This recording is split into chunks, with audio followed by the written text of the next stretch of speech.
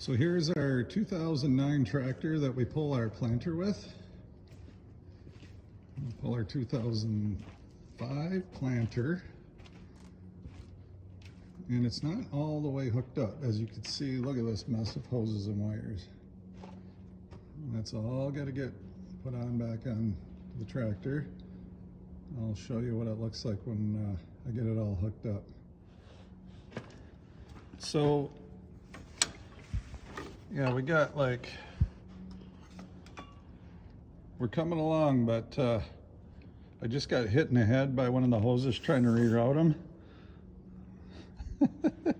So, yeah, we're getting there. Well, I've got all the hoses hooked up. Now, it's just a matter of getting the wires routed. The biggest thing is, now the hoses are hooked up, but you can't run it like this, or they'll rub through on the frame and you'll have leaks. So we're getting there though. Everybody has its home.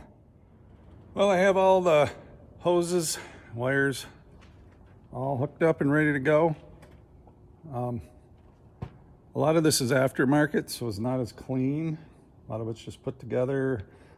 I added stuff year after year, but I'm gonna go through what everything does.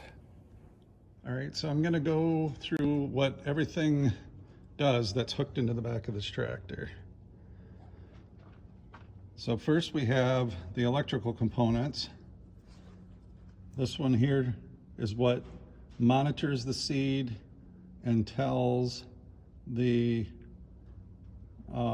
electronic controls what to do with seed application and row unit downforce.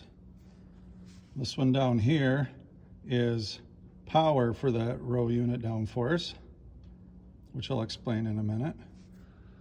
This is an auxiliary power that sends more power to the planter, and that is part of my swath control, which means it automatically starts and stops the seed. So I don't plant twice in the same spot, especially like on the end rows and such. Then we have our hydraulics. So we have a vacuum system on the planter that the vacuum is used to hold seeds into a seed disc. When the vacuum is released, the seed drops to the ground. So it's perfectly metered and perfectly spaced, or real world perfect anyways. This folds the planter from transport to field position. It also has another splitter valve in the back which operates my fertilizer distribution auger. This set moves my markers. If I'm not steering with GPS auto steer, then it will extend an arm out and leave a mark in the ground that I can follow for the following pass. This one raises and lowers the whole thing when I turn around in the end or when I want to transport. And this one here operates the hydraulic seed drive, which can vary. You can put a prescription in and vary the amount of seed coming out based on the soil type within an individual field. It also changes speed as the tractor changes speed. So no matter what speed I go, it tries to achieve the exact amount of seeds per acre. So this planter is in transport position. We use a dry fertilizer starter that goes in these boxes here. I guess I can show you, the tubes aren't on there, but as these rotate,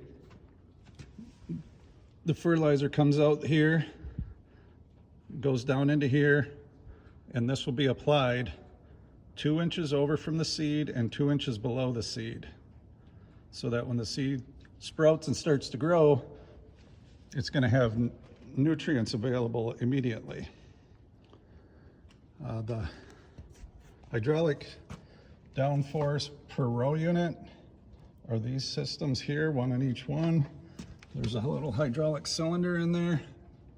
And it makes sure that no matter how hard the ground is, that the seed can get planted. And the seed comes out down in there.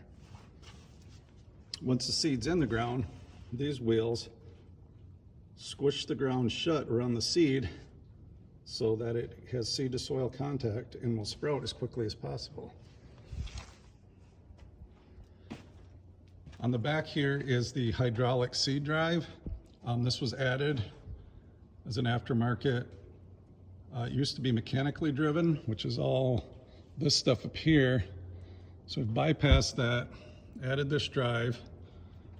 This valve in here can open and close a specific amount controlled by the computer, and that tells us how fast the sprocket's going to turn, which is going to tell us, so that sprocket turns here, and then it turns a shaft here, which goes all the way across, and that sends power to each row unit down this cable drive. So yeah, there's a lot going on. I could show you all the monitors in the cab that are used to control all that, but I just wanted to show you how it hooks up and give you a little look-see at our 15-year-old planter and how it does its thing. Thank you.